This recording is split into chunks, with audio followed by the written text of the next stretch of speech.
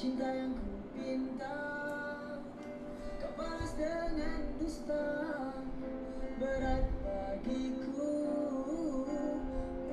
melepaskanmu, bukan mudah bagiku untuk melalui semua ini.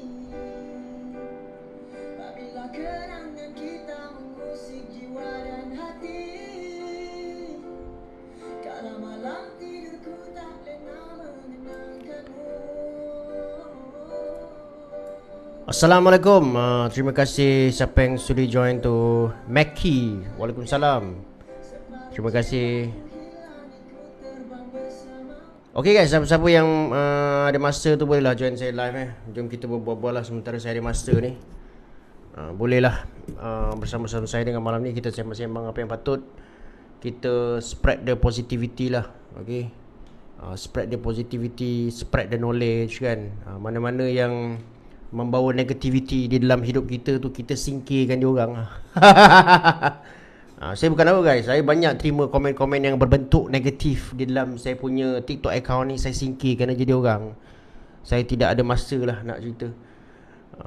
Hai abang KWSP, saya tak ada kena-mengena dengan KWSP. Betul, positif ya. Assalamualaikum bro. Waalaikumsalam. Okay, saya okay guys, orang mengkritik saya tak ada masalah. Tapi yang saya tak suka tu kalau dia spread negativity di dalam saya punya TikTok. Situ saya tak sukalah. Orang-orang macam tu saya akan singkirkan. Okay, kalau kata you tak bersetuju dengan pandangan saya, tak apa, cakap baik-baik sudahlah kan. Tapi tak perlulah menggunakan kata-kata yang kotor dan kesat lah. Okay, itu kalau saya bukan apa, saya tak ada hal lah. Cuma saya tak suka bila budak-budak tengok, bila budak-budak tengok dia memberikan contoh yang tak elok lah, bila kita menggunakan bahasa-bahasa yang kasar dan kesat lah. Abang ulas berguna dalam fundamental saya, terima kasih.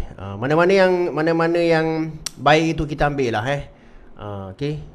Dan lagi satu, jangan libatkan saya banyak sangatlah dengan pandangan politik korang. Saya tak ada kena-mengena dengan politik pun. Saya hanya bercakap based on apa yang saya percaya dan juga apa yang saya faham lah. Okay, benda-benda yang saya tak berani ulas, saya tak ulas guys okay, benda yang saya tak berani, yang saya tak yakin ulas, saya tak ulas. Benda yang saya faham dan saya rasa saya patut share saya punya pandangan tu, saya share lah. Okay, berguna dalam trade bang. Ya, terima kasih. Terima kasih siapa yang support tu. Bang ulas pasal BlackRock, saya dah keluarkan satu video pasal BlackRock, video yang agak simple, bolehlah tengok guys BlackRock saya dah ulas. Benar bang, politik je jahat. Yelah. Tapi kadang-kadang itulah, apabila saya bercakap pasal ekonomi ni, susah nak dipisahkan secara 100% dengan pandangan orang-orang politik ni. Tapi tak apalah guys saya okey je. Tapi cuma jangan lebih-lebih lah. Okay, seramnya BlackRock tu bang, yelah memang seram pun. BlackRock ni dia terlibat dalam reform dekat dana pencen dekat France Assalamualaikum Bang Idola. Waalaikumsalam. Saya bukanlah idola sesiapa. Saya rasa saya belum layak lagi lah nak menjadi idola kepada sesiapa. Dekat Malaysia ada BlackRock pegang saham tak? Saya tak pasti. Sekejap guys Sekejap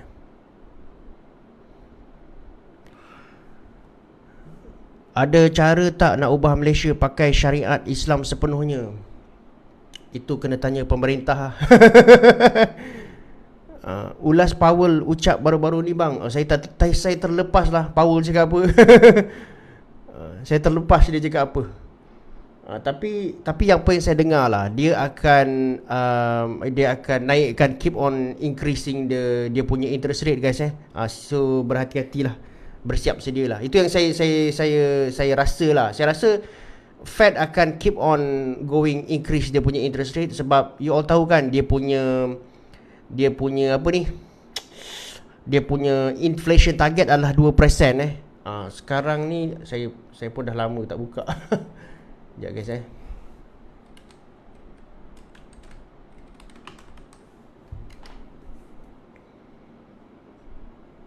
Dia punya dia punya inflation rate lebih kurang dalam 4-5% macam tu lebih kurang macam tu lah. Tapi dia punya inflation target adalah 2%. Jadi selagi kita tak mencapai inflation, selagi dia orang tak mencapai inflation 2% tu, saya rasa dia orang akan terus naikkan dia orang punya interest rate lah. Okay. Jadi sebenarnya guys, ada ramai orang tanya saya, bang, bilakah ketidaktentuan ekonomi ni akan berterusan dan berlarutan?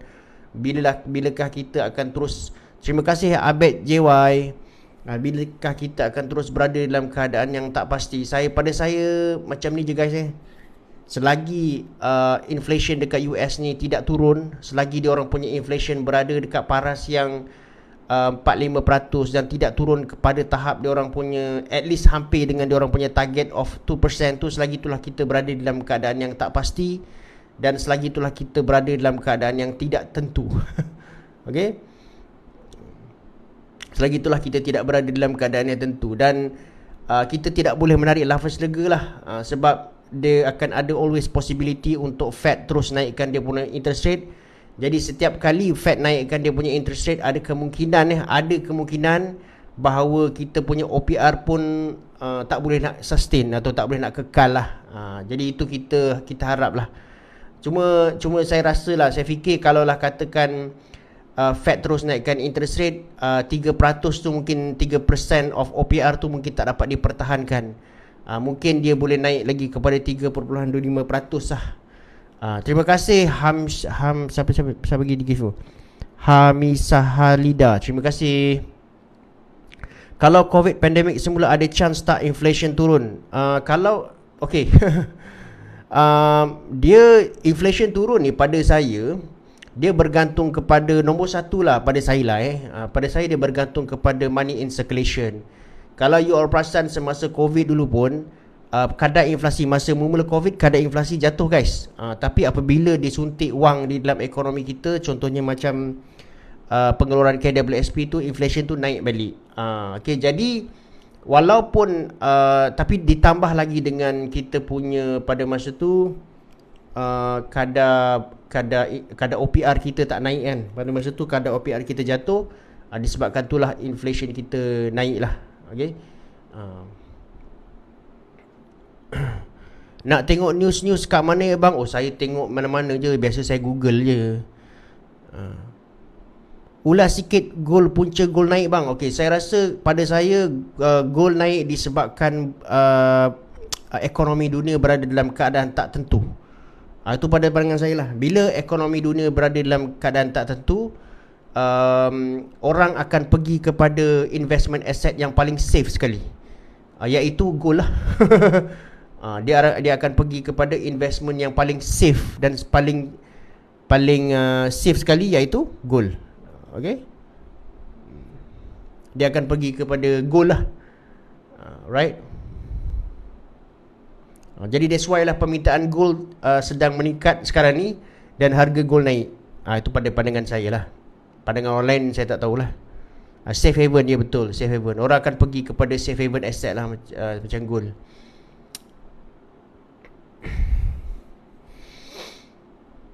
Bang, Liverpool dah kena 1-0 ni. Aduh, Liverpool dah kena 1-0 ni. Saya risau ni je Chelsea nak lawan Man City.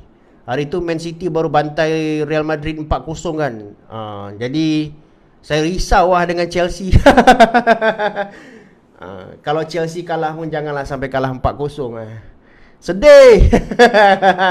Sekarang ni saya macam tak ada mood nak tengok bola guys. Tengok bola pun alamak, Chelsea asyik kalah kan. Saya tak ada mood lah. Tapi saya puas hati lah Real Madrid kalah. Saya suka Real Madrid kalah hari tu, sebab saya tak suka dengan Thibaut Courtois. Thibaut Courtois tu dia adalah pembelut. City tu kena injetkan Haaland atau De Bruyne ya. Haaland ni dia tak boleh nak ni lah kontrol sekarang memang menjadi habis lah. Lepas tu dia tinggi kan guys, susah nak kontrol. Season depan bang, yelah tunggu season depan kan, tengok macam mana. Harap-harap Chelsea improve lah. Okay. Lagi satu, janganlah membeli player secara serabai. Itu nak beli, ni tak beli. Belilah secara strategik. Yes, Tibo snack. Terima kasih. Okay guys, jom sembang-sembang. Bantu saya untuk tap-tap screen guys Bantu saya untuk tap-tap screen. Bolehlah bantu saya untuk share-sharekan live ni ataupun tap-tap screen. Terima kasih banyak-banyak. Okay. Sabar bang, baru 1 tahun bang kemarau piala sebelum news always final. Ni bukan soal kemarau piala tau. Ni soal kemerosotan yang keterlaluan. Dia kalau kemarau piala pun tapi dalam satu kedudukan yang kita boleh terima. Contohnya macam dapat nombor 5, nombor 4, kita boleh terima lah walaupun tak ada piala. Tapi ini adalah satu kemerosotan yang mendadak. Seolah-olah macam player tu dah tak ada mood. Player tu dah tak ada mood, dah tak ada motivation lah. Kita geng lah Chelsea, kita geng lah bang Chelsea. Kita geng, alhamdulillah sama geng.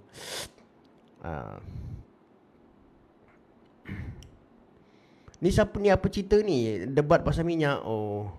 Saya tak tahulah, jangan libatkan saya pasal debat pasal minyak ni. Kenapa main bola 90 minit? Kenapa tak 80 minit? Sebab player masih boleh bertahan sampai 90 minit. Chelsea ikut ekonomi US bang. Itulah owner US kan. Dia ikutlah US. Betul kan? Top 4 tu kira pencapaian juga. Kalau top 10 ni nak sponsor, yelah betul kan. Dia sponsor pun susah lah kan. Nak tarik sponsor-sponsor yang top-top ni susah lah. Global punya mainan bang, hancur lebur Empire. Pak Roman bang, Pak Roman memang solid business lah. Yelah, saya sedih lah sebenarnya. Sebenarnya bila Roman Abramovich keluar daripada Chelsea tu kan guys, saya termenung sebenarnya. Saya termenung, saya sedih lah. Betul. Ni cerita betul lah, saya sedih lah. Saya termenung lah sebab yelah, pada saya walaupun Roman Abramovich dia ni kan, dia ada strategi lah dalam pembelian Chelsea punya player, tak serabai lah. Akan tetapi terima kasih Zamri masuk. Topi apa bang pakai tu, cantik pula nampak. Ni topi saya, cuma satu je ada. Kalau ramai yang minta, kalau ramai yang nak, bolehlah saya letak dekat shop. Tapi sekarang ni satu je saya pakai. Topi bila nak keluar nantilah, kalau ramai orang nak, saya keluarkan lah topi ni. Buat masa ni dapatkanlah baju saya ni guys. Baju saya ada, okey. Harga buku berapa bang? Harga buku adalah RM30. RM30 kalau tak salah saya. Ni adalah buku saya lah, okey. Buku warna merah ni 21 kunci. Ini actually adalah buku yang saya tulis daripada saya punya pengalaman sendirilah, iaitu saya membina pasukan dan rekrut pasukan jualan secara online lah. So kalau kata you all nak dapatkan, nak baca pengalaman saya, so saya sharekan dia dalam buku ni lah. Boleh dapatkan buku ni, okey. Terutamanya you all yang buat business online lah, bolehlah dapatkan satu naskah buku ni. Buku ni pun saya dah tak print lagi lepas ni. This is the last buku edition yang saya akan jual dekat TikTok. Lepas tu mungkin saya akan keluarkan buku ekonomi pula lah. Ulat buku ni, saya bukan ulat buku, tapi saya suka, tak tahulah, itu hobi lah. Saya punya hobi membaca. Rindu zaman Roman, player semua-semua mantap. Dia ada pembelian secara berstrategi lah kan guys. Dia tak macam sekarang lah. Dia semua player dia bedal aja. Sampai pembelian-pembelian yang tak munasabah lah kita tengok.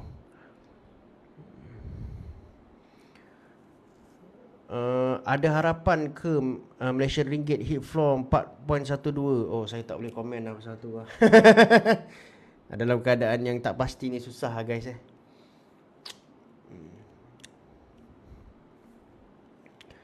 Abang, kenapa ekonomi ni penting dalam kehidupan kita? Kalau kita tidak menyusun ekonomi kita dan kita tak tahu pasal ekonomi, hidup kita boleh punah. Actually at least kita kena tahulah macam mana ekonomi ni berfungsi supaya kita boleh merancang kehidupan kita. Kita boleh merancang lah. Maksudnya kalaulah you all, saya bagi contoh lah. Kenapa saya buat TikTok ni? Supaya saya boleh at least share and educate people tentang macam mana nak merancang kehidupan masing-masing lah kan. Benda ni taklah besar, tapi dia at least saya pasti benda tu dia at least membantulah. Sebagai contoh lah kalau contohnya you nampak bahawa kadar OPR dia jatuh, dia turun. Dan saya pernah cakap bahawa OPR yang normal ni dia dalam range 3%. katalah satu-satu masa bila dalam keadaan kemelesetan ekonomi for example dan kadar OPR tu jatuh dan kadar faedah pun jatuh, you all kena beringat lah bahawa katalah dia jatuh kepada 2% ke 1.5% ke, bahawa dia akan naik balik guys dia akan naik balik ke paras 3%. Jadi mungkin pada masa kadar faedah yang rendah tu, you janganlah pergi buat loan macam-macam for example kan, hanya dengan kadar faedah yang rendah, because dia akan naik balik. Okay, dan sebagai satu lagi contoh ialah apabila you nampak inflasi, kadar inflasi mula meningkat for example kan, you boleh expect lah bahawa OPR tu akan dinaikkan. Okay, jadi bila you tahu OPR tu dinaikkan, you tahu kadar faedah, you tahu you punya monthly installment tu mungkin akan naik, at least you boleh merancang lah. Okay, that's why saya share apa yang patutlah untuk saya kongsikan kepada anda semua lah. Okay,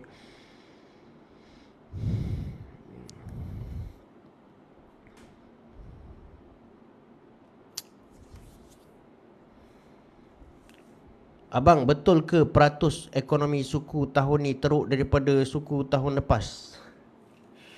Okay guys, dia cerita macam ni. Okay, kalau kita baca ekonomi daripada pertumbuhan ekonomi daripada quarterly lah, suku tahun pertama, satu tahun tu dia ada apa ni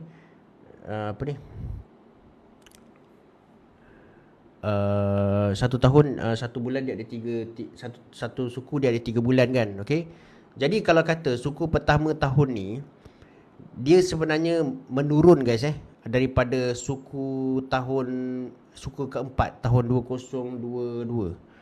Dia sebenarnya jatuh, dia sebenarnya bukan naik, dia sebenarnya jatuh. Daripada suku tahun quarter 4 2022 berbanding dengan quarter 1 2023 sebenarnya dia jatuh kalau kita ikut data lah. Akan tetapi kalau kita bandingkan antara suku pertama tahun 2022 dengan suku pertama tahun 2023, suku pertama tahun 2023 tu lagi tinggi. Okay, dia macam tu lah. Tapi kalau kita bandingkan dengan suku keempat tahun 2022, dia jatuh. Tapi kalau kita bandingkan dengan suku pertama, terima kasih Kuntul. Kuntul bagi saya rose lah. Kuntul bagi saya gift. Terima kasih Kuntul. Jadi kalau kita bandingkan dengan suku pertama tahun 2022 dengan suku pertama tahun 2023, dia naik. Dia lebih baik lah prestasi dia. Lebih kurang macam tu lah.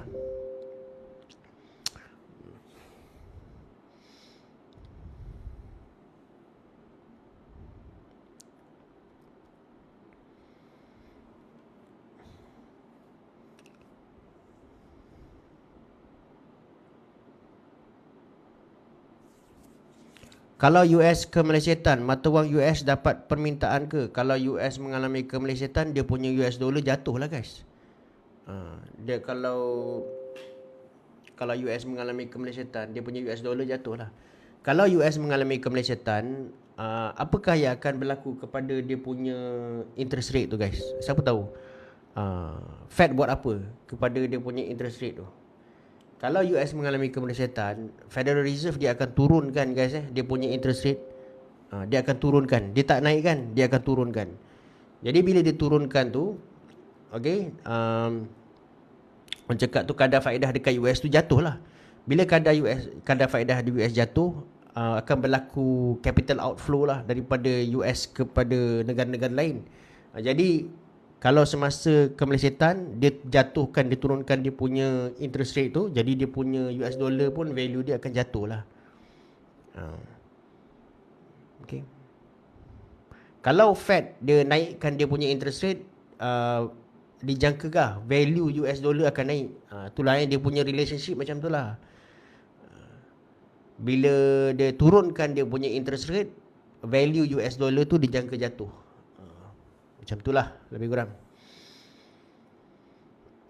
Adakah Fed akan turunkan interest rate walaupun inflation time tu still tak turun lagi bang?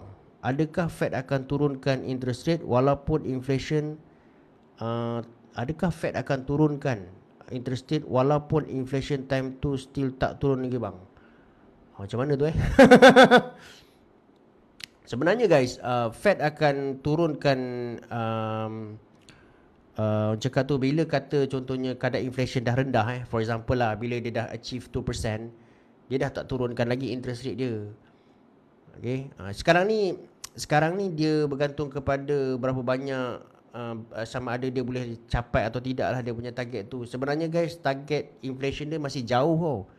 Dia target 2% sebenarnya. Jadi kalau dah capai 2% tu, dia tak ada sebab lah nak naikkan lagi dia punya interest rate. Bang, kalau US naikkan debt ceiling, so nanti ke depan pun dia kena naikkan juga debt ceiling kan? Ya, kalau kata dia tak menguruskan kewangan dia dengan baik, dia akan terus jadi macam tu lah. Dia akan terus jadi macam tu lah guys. Kalau dia kata dia dia terus berbelanja secara tak berhemah, berbelanja secara rabak, jadi dia akan teruslah naikkan lagi debt ceiling dia. Dia akan naikkan debt ceiling dia. Dia terpaksa naikkan debt ceiling dia sampai dia mati lah. Dia akan jadi macam tu. Printing power. Dia sebenarnya dia akan terus print duit. Dia akan terus naikkan debt ceiling dia selagi US punya US dollar ni menjadi mata wang utama dunia lah. Sebab tu dia berani buat macam tu. Bang, kalau OPR still naik, apa kesan dia kat negara kita? Okey, kalau kata OPR still naik guys, katalah contohnya lah, kita punya inflation ni katalah dah jatuh, okey. Jadi central bank atau katakanlah bank negara terus naikkan interest rate, apakah yang akan berlaku? Kalaulah bank negara terus naikkan interest rate dalam keadaan di mana inflasi kita dah jatuh, jadi dia akan menyebabkan penggunaan aggregate tu jatuh lah. Jadi orang akan kurang berbelanja dan menyebabkan kita punya ekonomi akan slow down. Ataupun dengan kata lain, kita akan berhadapan dengan deflasi lah. Jadi pada saya tak ada sebab lah kalau inflation kita semakin jatuh tapi bank negara tetap naikkan OPR tu, pada saya tu tak logik lah. Kecuali dalam satu keadaan di mana Federal Reserve terus naikkan dia punya interest rate dalam keadaan yang menggila lah. Itu keadaan tu boleh berlaku lah. That's why saya cakap kita belum lagi selamat. Kalau kita nak tengok betul-betul ekonomi dunia dia stable balik, kita kena tengok sama ada inflation dekat US tu dia turun atau tidak.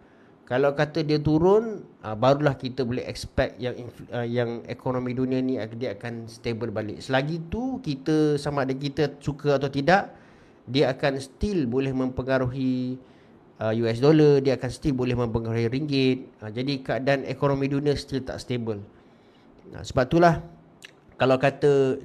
guys ni, kalau kita tengok dari segi pasaran saham, pasaran saham tak perform. Kenapa? Sebab kadar interest rate dekat US ni kekal pada tahap tinggi.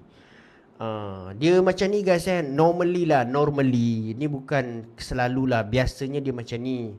Apabila kadar bunga dekat US ni tinggi, dia punya interest rate dia tinggi, kadar faedah dia tinggi guys, pasaran saham tak perform. Itu biasa, biasanya keadaan dia macam tu lah. Tapi dari segi correlation yang sebenar, saya tak dapat nak tengok lah sebab saya dah tinggalkan bab tu dah lama. Jadi dia punya keadaan tu normally kita boleh jangka apabila interest rate kekal berada pada tahap yang tinggi, pasaran saham biasanya tak perform. Kenapa jadi macam tu? Sebab apabila kadar faedah tinggi, maka banyak perniagaan dia kurang meminjam. Jelas sebab kadar faedah tinggi kan, banyak perniagaan akan mengurangkan dia orang punya pinjaman. Bila dia orang mengurangkan pinjaman, kadar pelaburan pun jatuh. Contohlah satu company tu dia nak expand dia punya kilang kan, takkan dia nak pakai duit dia kena pinjam duit bank kan. Tapi kalau kata contohnya dia kira dia tengok, bank punya interest sekarang tengah tinggi lah, dia pun tak nak pinjam. Bila dia tak nak pinjam, dia tak dapat expand dia punya kilang. Bila dia tak dapat expand dia punya kilang, dia punya production pun tak tinggi. Jadi dekat situ dia punya saham pun tak naik kan guys.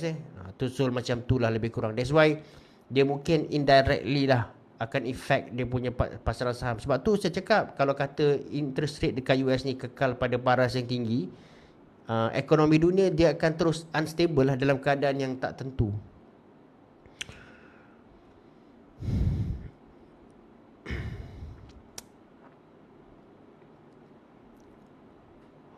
Kenapa perang Ukraine Rusia sebabkan ekonomi dunia goyah? Of course lah. Sebab apa guys? Kenapa perang Ukraine Rusia menyebabkan ekonomi dunia goyah? Kenapa? Sebab US seorang satu dunia bermasalah ya. Kita suka atau tak dia punya US punya ekonomi ni tetap akan mempengaruhi ekonomi dunia lah. Kita suka atau tak memang itulah keadaannya. Okay guys, kenapa perang Rusia Ukraine menyebabkan ekonomi dunia goyah? Kenapa? Siapa boleh bantu kawan kita ni? Siapa nama dia? Ulat Lidi 95. Ulat Lidi 95 tanya. Rusia ekonomi terbesar juga. Sebab apa guys? Kerana apabila Ukraine berperang dengan Rusia, Rusia kan sekarang ni dia kena apa ni? Sanction. Dia kena sanction lah dengan US, dengan apa ni, dengan Europe, dengan sekutu-sekutu US semua kan. Dia kena sanction, sekatan ekonomi. Jadi tapi kita kena tahu lah, US ni, ya Rusia ni dia adalah Kani Korai. Terima kasih bagi saya gift. Kita kena tahu jugalah bahawa Rusia ni dia adalah antara pengeluar terbesar minyak dan gas dekat dunia. Kan? Jadi bila pengeluaran dan juga production minyak tu terganggu, jadi harga minyak tu akan jadi mahal lah. Okay? Jadi harga tenaga akan menjadi lebih tinggi lah. Apatah lagi lah apatah lagi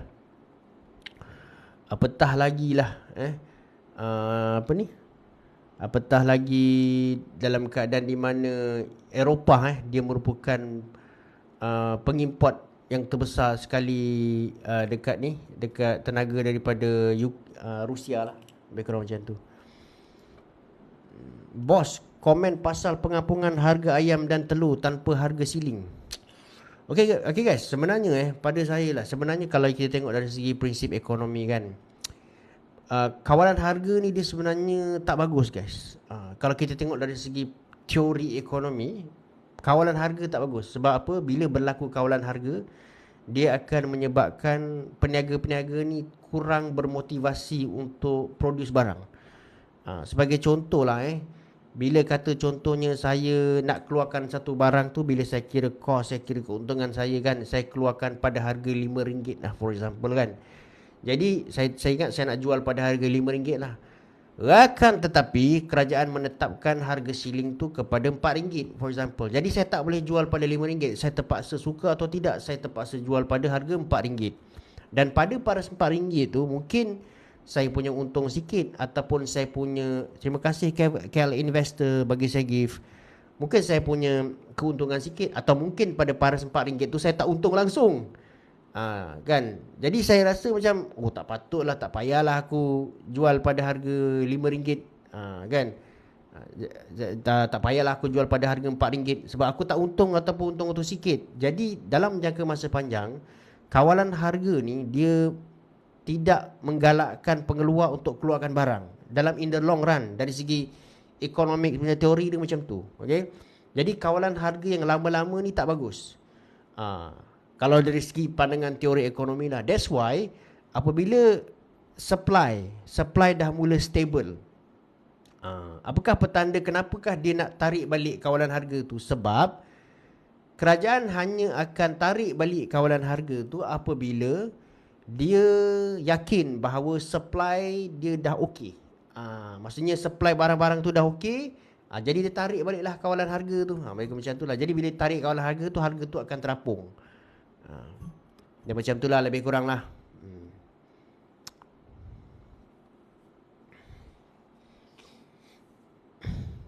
Bang, boleh ke tax turunkan harga rumah? Tu saya tak pasti. Pendapat abang tentang Black Swan. Black Swan, teori Black Swan ni saya dah lupa lah. Elasticity kembali normal. Ya betul. Cakap sebab elasticity pula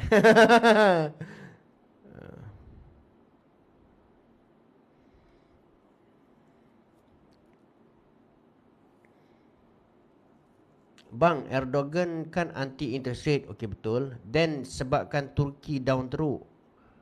So abang agak kalau Erdogan stay macam ni, pada saya dia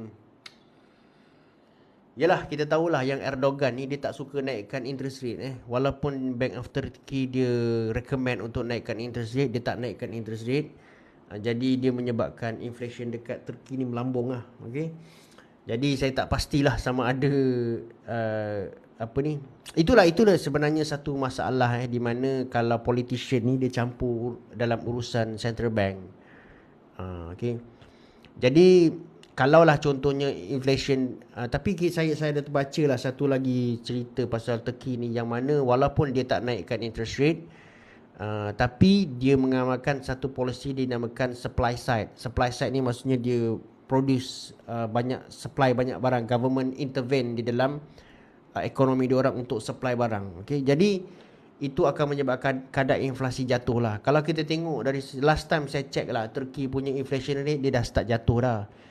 Kalau lah contohnya Turkey punya inflation rate dia akan continuously dia berada dalam keadaan di mana dia jatuh, saya rasa Erdogan dia akan terus dengan dia punya polisi lah.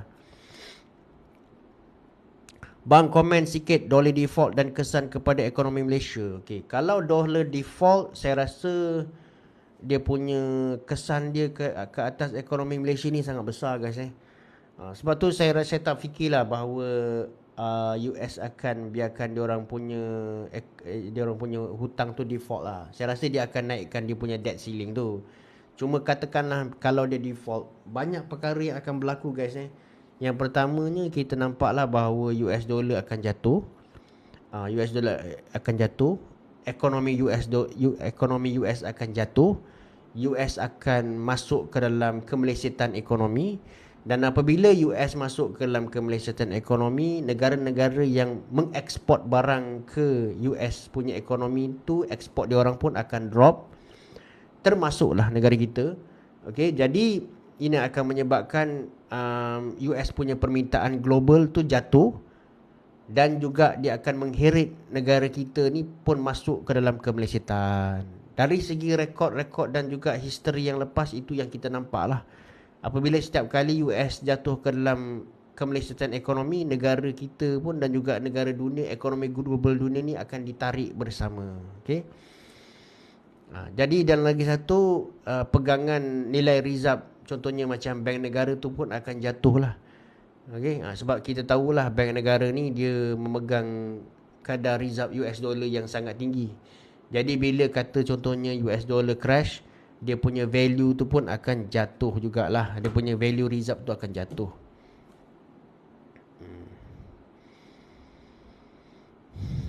Patutkah Malaysia naikkan lagi reserve emas? Of course lah patut. Sebenarnya reserve emas ni memang kita patut naikkan. Akan tetapi kita mampu ke tak? Setiap negara of course lah dia nak naikkan reserve emas dia, tapi mampu atau tidak itu je kan. Kalau kita mampu memang kita belilah reserve emas kita, cuma persoalannya kita mampu atau tidak itu je. Negara-negara yang mampu of course diorang akan keep building diorang punya emas lah. Sebab emas ni pada saya lah dia akan boleh jadi the last resort lah. Sekiranya apa-apa berlaku kepada ekonomi diorang ada reserve emas yang boleh push back diorang punya ekonomi lah. Sebab tu kita tengok US adalah pengumpul reserve emas nombor 1 dekat dunia. Sebab saya percayalah diorang kumpul reserve emas tu, there is a reason for that. Sebab diorang mungkin akan tahu bahawa one day diorang punya US dollar tu akan crash dan juga sistem petrodollar ni akan jatuh saya percayalah diorang ni adalah sebagai satu backup lah. Apabila katakanlah petrodollar sistem tu jatuh, jadi macam mana diorang nak buat? Diorang gunakan diorang punya reserve emas lah. Kalau kata diorang dah lah tak ada reserve emas, tak ada backing, lepas tu petrodollar jatuh, apa lagi diorang ada? Jadilah miskin. Terus jadi miskin. China sudah tambah reserve emas sehingga nak overtake US, betul. China ni dia adalah sebuah negara yang dia sangat giat menambahkan dia punya reserve emas. Ada banyak spekulasi lah yang cakap kenapa China tambah reserve emas. Dia orang nak dia orang nak keluarkan digital currency yang di backing oleh emas lah, dan macam-macam lah teori tapi benda tu kita tak pasti lagi, kita tengok aje lah. Apa jadi kalau kita printing fiat money lebih banyak, kononnya nak stimulatekan ekonomi? Apa jadi guys kalau kita keep on printing fiat money? Fiat money ni guys, dia ada satu kelemahan, antara kelemahan utama lah. Fiat money adalah inflasi. Mana-mana negara pun, walaupun dia punya nilai mata wang tu strong, kalau dia keep on printing duit pun, dia punya value dia pun jatuh. Okay. Jadi kalau kata kita keep on printing fiat money, kita akan inflation. Pertama sekali kita punya inflation naik lah. Kita punya kadar inflasi naik. Itu yang pertama lah. Yang kedua pula, kalau kita tak contain benda tu, daripada inflation, dia akan pergi kepada hyperinflation. Hyperinflation ni biasanya dikaitkan dengan satu keadaan di mana kadar inflasi dia melebihi 50% lah. Normally dia macam tu. Itu yang kita normally refer kepada hyperinflation. Dan biasanya apabila sesebuah negara tu dah masuk ke dalam hyperinflation, nak baiki dia balik sangat susah. Biasanya macam tu lah. Bang, OPR naik, ringgit kukuh ke? Ya, biasanya itu yang kita harapkan lah apabila. Okay guys, macam biasa saya selalu cakap benda ni, iaitu biasanya kenaikan di dalam OPR ni dia ada dua reason yang utama lah. Biasanya dia ada dua reason utama. Yang pertama disebabkan oleh inflation. Yang kedua disebabkan oleh mata wang. Dalam keadaan sekarang ni, inflation kita dah start stable balik guys. Dia dah duduk di bawah 4%. Dia dah start stabilize balik lah. Rakan tetapi kita ada satu lagi ancaman. Ancaman kita pada saya, kalaulah selepas ni Central Bank dia tengok sama ada dia nak naikkan tidak interest dia punya OPR tu, bagi saya ancamannya bukanlah inflation. Bagi saya ancamannya adalah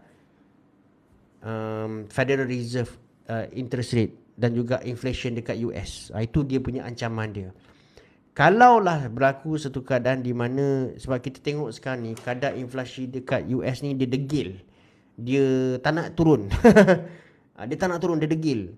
Jadi itu dia ada satu tanda lah bahawa US punya Fed akan terus naikkan interest rate.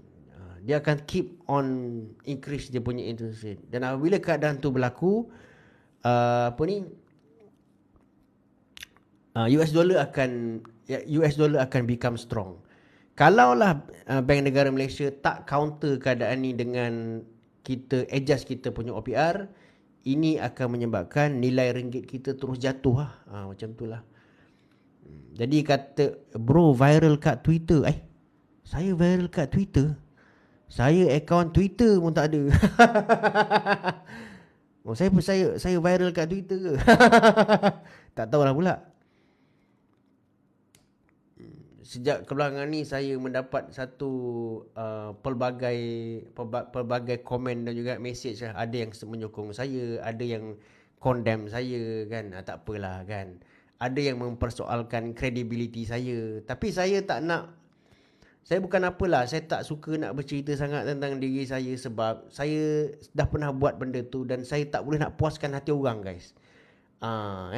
Jadi saya tak naklah bercakap banyak tentang diri saya. Bagi saya hanya cakap benda yang saya rasa betul dan audience akan judge saya, akan mengadili saya based on apa yang saya cakap. Itu je.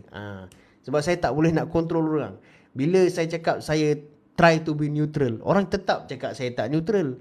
Pada satu ketika dulu, saya pernah ingat ada seorang ni, dia marah betul kat saya. Dia kata, tuan tak layak bercakap pasal ekonomi. Lepas tu saya cakap, kenapa dia marah saya kan? Sebab saya tak percaya tuan ada lulusan ekonomi. Jadi saya pun cakap, tak apalah, saya buktikan lah saya ada lulusan ekonomi. So saya buat satu video tu, dan video tu mendapat tontonan lebih daripada 600k. Bila saya buat video macam tu, ada pula datang komen yang mana orang cakap, oh bang, abang ni menunjuk pula. Bang, degree sekarang ni buka macam-macam. So saya tak boleh nak puaskan hati semua orang. Jadi saya stop talking about myself. It doesn't matter who we are. What important is our plan. Okay.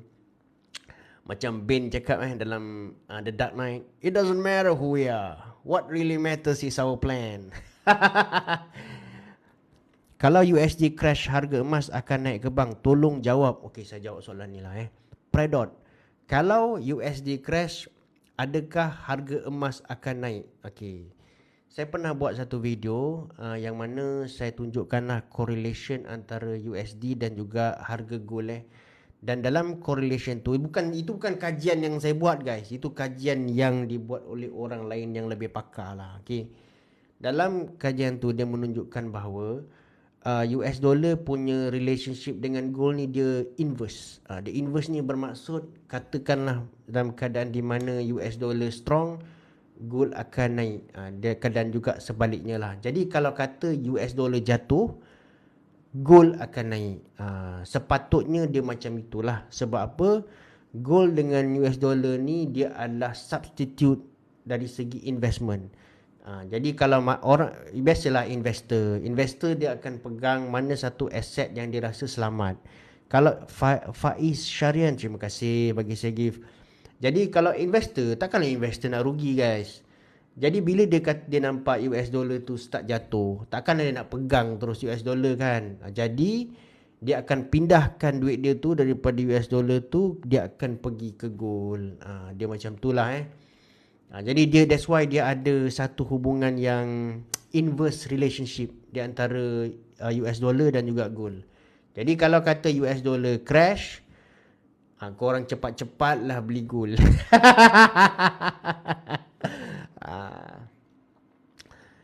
Korang cepat-cepatlah beli gold. Okay. Dan kalau contoh ni saya punya expectation kalau kau tahu je bahawa ada chance bahawa US akan default. US akan default kalau kau tengok ada chance kau perhatikan betul-betul. Kau tengok aja US ada chance untuk default, kau belilah emas banyak-banyak. Confirm harga emas akan fly. Kalau dia default So kalau dia default, harga emas akan melambung guys Kripto pun akan melambung betul.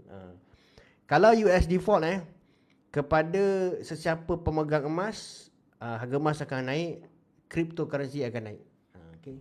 If UF default lah. Tapi dia punya consequence terhadap ekonomi sangat besar. Okay guys walaupun kita maybe we can make some fortune from that, but the economy is going to slip into recession. Itulah dia guys Pandangan saya lah. Nak setuju, tak nak setuju tak apa. Tak ada masalah pun. Macam mana nak tahu US default? Kalau diorang tak naikkan diorang punya debt ceiling kita tengoklah korang tengok satu hari bulan 6 ialah tarikh tamat dia punya deadline untuk US naikkan diorang punya debt ceiling. Diorang kena naikkan debt ceiling. Biasanya diorang dah naikkan lah diorang punya debt ceiling. Cuma sekarang ni dia punya House of Representative antara Democrat dan juga Republican ni dia cakap apa? Dia macam tu lah, dia bertelagah lah dari segi debt ceiling. Dia ada argument lah dari segi debt ceiling tu. Jadi kita tengoklah sama-sama. Tapi pada saya rasa dia akan naikkan debt ceiling tu. Dia takkan benarkan US default pada saya lah. Tapi kita tengoklah keadaannya macam mana. Emas yang ada dalam tangan bertambah mahal. Nak beli emas baru nanti menang cabaran. Ya. Emas ni dia bukan saya ni ejen emas tak guys tapi saya boleh cakap lah emas ialah safe haven asset lah. Dia macam itulah. Adakah OPR naik menyebabkan kemiskinan atau menyusahkan B40 dan M40? Ini ialah subject to debate. Dia adalah subject to debate.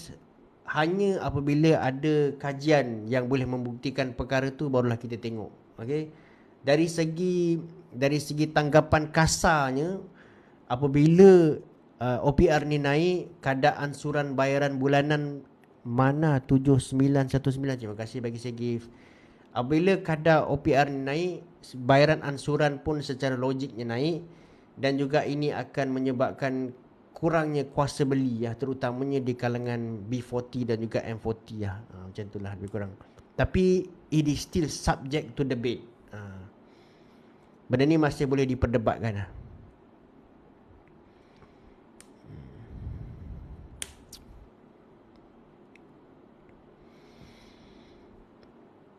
Start menabung on XAU dan crypto strong use case only, bukan untuk kaya untuk counter inflasi Lagi satu guys kalau you all melabur ni kan guys kenalah ada satu mindset yang betul, iaitu you kena orang cakap tu invest in long term kan. Termasuklah kalau kata you invest in gold, janganlah expect hari ni you invest dekat gold tu besok nak untung besar, tak ada.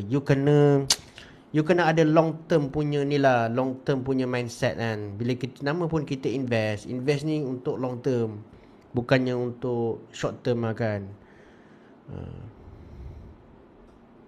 Kita invest long term Kebanyakan kita ni ada satu pemikiran di mana bila kita invest kita nak untung cepat. Tak jadilah macam tu, tak boleh lah kan. Bila kita nak invest kita nak untung cepat. Nama pun investment. Jadi investment ni dia makan masa guys Siapa yang pegang, siapa yang berani invest dalam long term tu, dia akan menang Siapa yang ada mindset yang pendek tu, short term tu, dia tak boleh menang.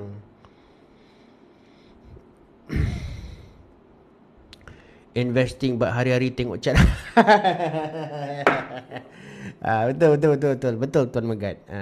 So habit tengok chat tu kena buang Dulu saya bila saya invest dululah, ni cerita lama sekarang saya dah tak macam tu. Sekarang saya dah ubah saya punya mindset. Dulu bila saya invest dekat kripto ni, saya selalu tengok chart Saya selalu tengok chart. Tapi sebenarnya bila kita selalu tengok chart tu, kita akan orang cakap tu apa, kita punya mindset tu dah tak betul lah guys Bagi saya lepas tu saya tak tengok chart lah, saya biarkannya. Ada duit saya pump macam tu lah. Because we invest in long term. Saya lock ayat ni tuan, invest in long term. Yes, invest in long term akan menang, betul. Siapa invest in long term akan menang. Ini kau duit KWSP pun kau nak keluarkan macam mana? Jangan marah Duit KWSP masih pun nak keluarkan macam mana? Okey ke bang ambil KWSP loan tu, itu terpulang pada masing-masing lah. Kalau kata you memang perlukan duit loan tu, you buat lah. Tapi kalau you tak perlukan, jangan buat Tapi saya tak galakkan buat Saya tak galakkan buat. Kalau kata you terdesak, buat lah. Kalau kata tak payah. Kalau setakat buat loan tu hanya kerana you nak expect you boleh buat loan sebab kadar faedah tu rendah, tak payahlah guys tak payahlah. Kalau you tak perlu, tak payah. Ambil loan invest. Ambil loan invest itu bukanlah satu mindset yang saya pegang. Pada saya invest ni dia based on wang lebihan. Kita cari duit dan kita dapat wang lebihan, kita pump. Kita dapat wang lebihan, kita masukkan. Sebab kalau kita pinjam duit, kita invest pun boleh juga, boleh. Tapi bila kita pinjam duit, kita invest, dia ada risk factor kat situ guys Dia ada risk factor. You invest tapi dia still ada risk. Tapi kita tak nak macam tu lah. Kita nak invest dalam senang hati. Dalam keadaan di mana hati kita tenang kan. Kita nak buangkan faktor risk tu.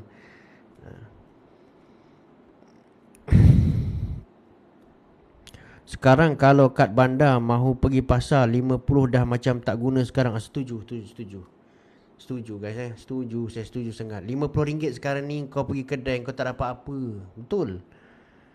Tak dapat apa-apa pun guys RM50 tak ada. Saya masih ingat pada 10 ke 15 tahun lepas, saya RM100 je penuh troli tu. Tapi sekarang RM50 apa benda kau dapat.